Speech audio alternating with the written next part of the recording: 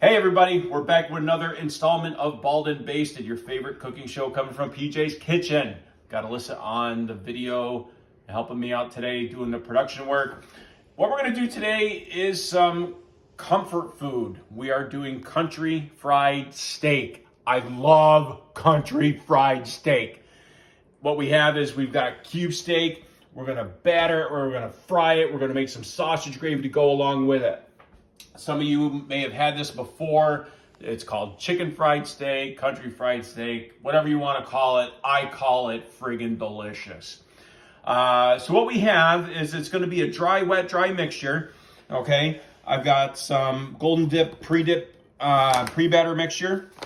I've got their all-purpose breading for the second dip. Okay, and we've got eggs and buttermilk. We've got here is onion powder, garlic, salt, and pepper in a 1:1 ratio. I've got cayenne pepper with smoked paprika, a teaspoon of paprika to a half teaspoon of cayenne. And this flavoring is going to go into our second flour batter because that's kind of where I want my flavoring. Now you can do this with flour, just plain old flour, and that's okay. If you don't have golden dip, you can do it with just flour. I like to do the seasoning in the second flour dip just because I think that's where the seasoning is going to come from. But it's going to go cube steak into the first, and then our buttermilk egg mixture, which is going in here, and then the second dip here, and then we're going to put it back onto the pan before we get ready to fry it. We've got some sausage, some milk, some butter, and some flour. Stick of butter to a 1/4 cup of flour. We're going to make a roux with that. Okay, we're going to use about 2 1/4 cups of milk.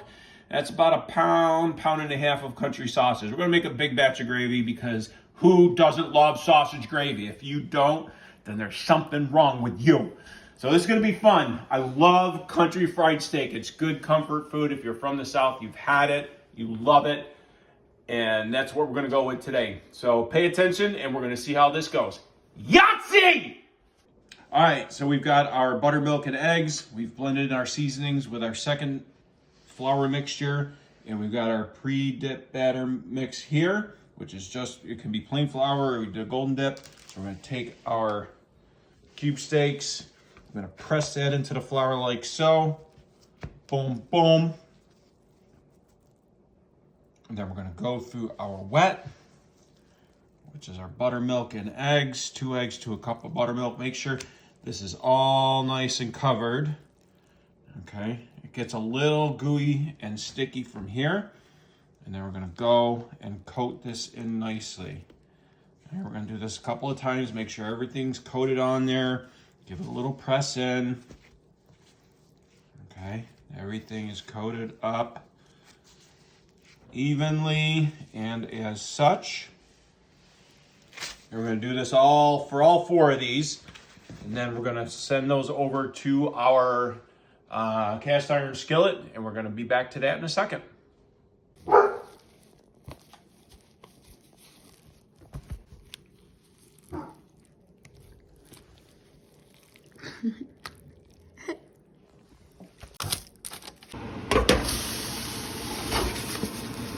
All right, boys and girls, we're going to make our sausage gravy.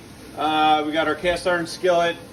You want that preheated, you want that warmed up already, probably about a medium-high heat. We're going to brown up our sausage, and we are going to make the gravy roux right in this skillet to get all that flavor from the sausage to work into the gravy. So what we're going to do is we're going to brown up the sausage, let it cook down, take the sausage out, and then we're going to make the gravy in this pan. We're going to add the sausage back to it. So we'll see that in just a minute. Yahtzee!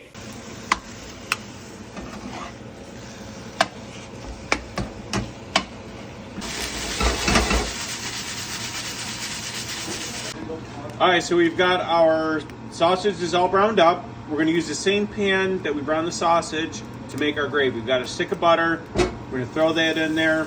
We're going to let that melt down. Don't let the butter burn though, so pay attention to it. So we're going to kind of turn it down to like a medium low. Pay attention to your butter. If you are using a cast iron pan, use a pot holder.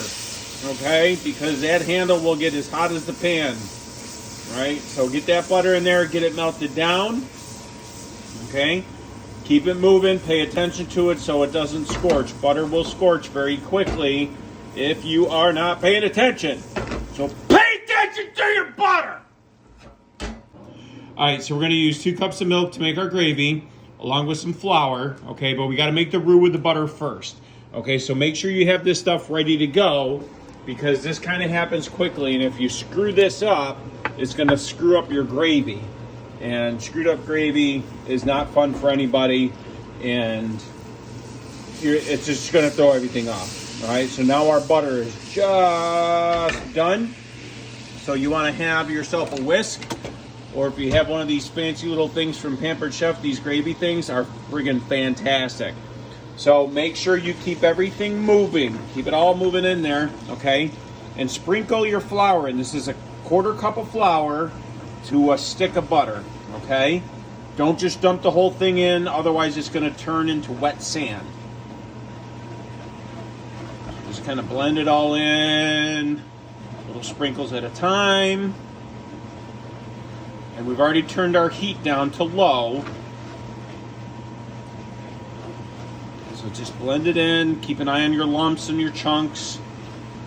Okay, so we're gonna make sure all of that gets blended in nice. But like I said, just don't dump the whole thing in, otherwise it just turns into a mess. For all my pharmacist friends out there, this is kind of like geometric dilution. So little small portions.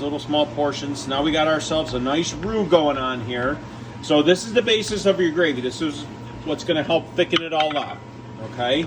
So now we got that working. Now notice we haven't put any seasonings in or anything like that. Now we're going to take our milk. You can use heavy cream, you can use whole milk, whatever you want. We're using 2% only because we're trying to make this a little bit less high cal. Okay, now when you put your milk in or you put your cream in or whatever, again, it's very important to keep things moving. It's going to look clumpy. It's going to look goofy, but that's all right. It'll all blend in as long as you keep everything moving. Okay, so you see how it kind of gets a little stringy, gets a little bit clumpy. That's all right. Don't be nervous. Don't get scared. We're going to keep adding this in. Now, as you add the milk in, it's going to cool your pan off. But if you're using cast iron, it's not going to cool it off as much because cast iron is going to hold that heat in better than stainless steel will. But if you find it's getting a little bit too puddly, you can always turn your heat up just a little tick. The most important part of this is you don't want this to burn. You don't want it to stick. Okay? So you just kind of keep blending it all in. Watch your sides and watch the edges of the pan. Okay? Because that's where it's going to stick. And as the volume of the gravy gets bigger, you can add more and more milk and more cream or whatever you want to do. Like I said, it's what's nice about the gravy is you can do it with 2%. It cuts down on your calorie content a little bit, but let's be honest. You're not doing this for a diet. You're not making sausage gravy and chicken fried steak because you're on a diet. You're doing it because it's good, it's delicious, and you want to enjoy it. And there's nothing wrong with it. 2% milk will make fine gravy as well. Okay, so we're going to add, this is all coming together. Now we can start pouring it in. Now, once we get all this added in, this is going to reduce down a little bit, okay? So we can just got to make sure you keep an eye on it. Okay, keep it stirring, keep it moving. Okay, in the background you can see we got our potatoes going for our mashed potatoes. But we're just going to kind of keep tending to this gravy here a little bit, and it will melt down, it will reduce down, and we will come back and revisit this in a moment. Yahtzee! All right, so our gravy is thickening up nice. Okay, so remember, this is just our roux. We haven't put our sausage back in here. We haven't done any seasoning or anything like that. So really all you need to add to this is some kosher salt and some black pepper. You can add some cayenne to it if you want. Okay, but what I like to do with the kosher salt is maybe just a pinch of it. Okay, because the sausage is going to be salty anyways. And as far as pepper, I like to use this nice big butcher block coarse ground pepper. Now the key, in my opinion, for a good sausage gravy is a nice black peppery sausage gravy. So that you got 1, 2, 3 pinches of this black pepper into it. Okay, just gonna blend this up and just taste this as you go.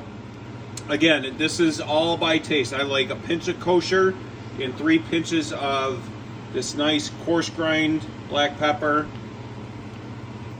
and you can taste it as you go to see how much in there you're gonna want, you're gonna like.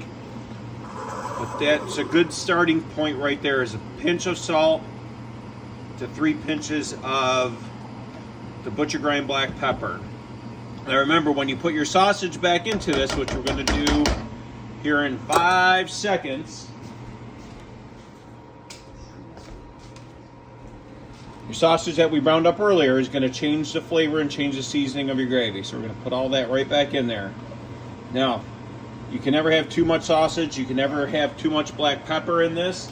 But again, that's just my opinion. Some people don't like as much sausage. Some people don't like as much black pepper. But if you're making sausage gravy for chicken fried steak, it should have a very nice presence of black pepper. And it has a very nice, big, chunky sausage feel to it. Now remember, just you want to keep this moving so it doesn't scald, it doesn't get stuck on your pan.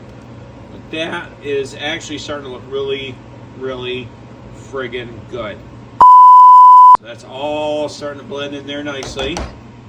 And you know what I'm going to do with this? I know we put some cayenne in our mix for the cube steak earlier. I'm going to throw in a little bit of cayenne in here anyways. Not much. You don't need much. Okay. Boom. That's maybe not even a half a teaspoon. It's probably a quarter of a teaspoon of cayenne. So we're going to put that in there. It's not going to make it spicy by any stretch. It's just going to add to the whole flavor of it. So we're going to let that kind of blend in. And that is some fantastic, that looks really good, not for nothing. All right, and we're gonna start on our cube steaks here in just a moment. All right, here we go. So we've got our cast iron skillet. Vegetable oil is about 350 degrees, 360 degrees, basically about a medium flame. So we're gonna take our first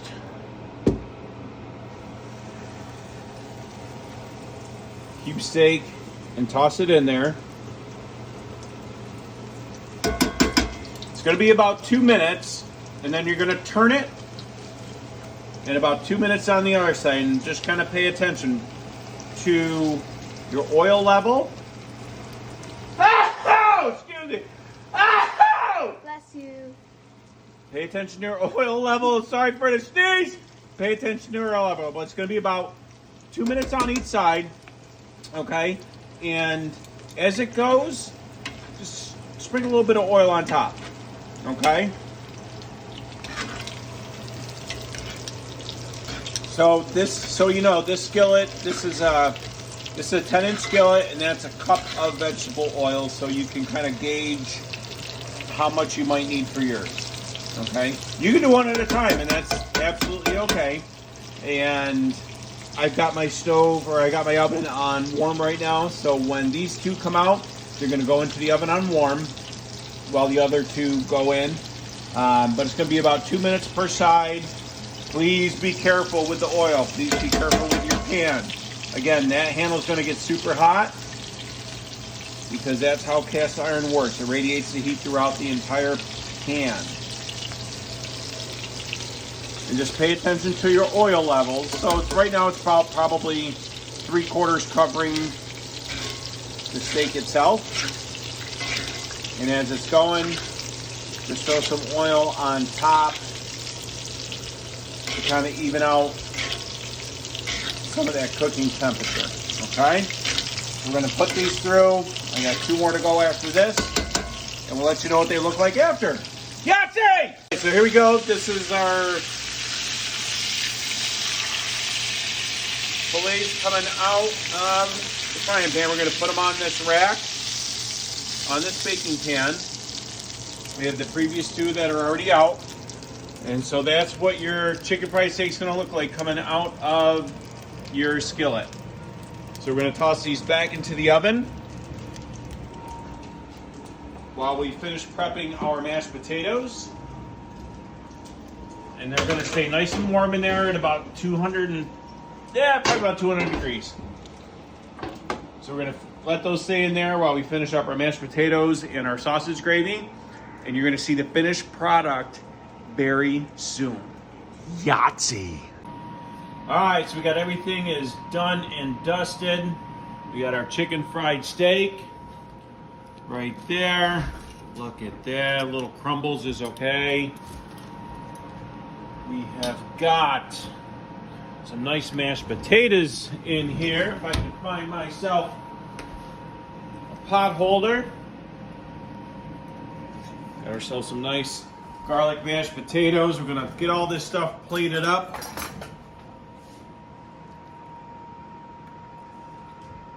Look at this.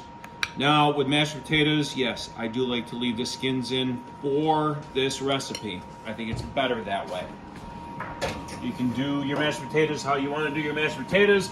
People often ask, what's the best thing to put in mashed potatoes? And I say, potatoes. And we are going to top this off with our beautiful sausage gravy. Look at this. Look at this. Boom. Put that right over the top. We'll drop on the mashed potatoes. There we go. So there you go, kids. That is Baldwin Basted chicken fried steak with sausage gravy and mashed potatoes. Enjoy. I hope you enjoyed the video. Probably went a little bit long, so I'm sorry about that, but this was fun. Took us a while to get another one out. But thanks for watching if you've hanged on this long. So we will see what we got for the next one. Until then, Yahtzee! Drum roll. Drum roll. Oh,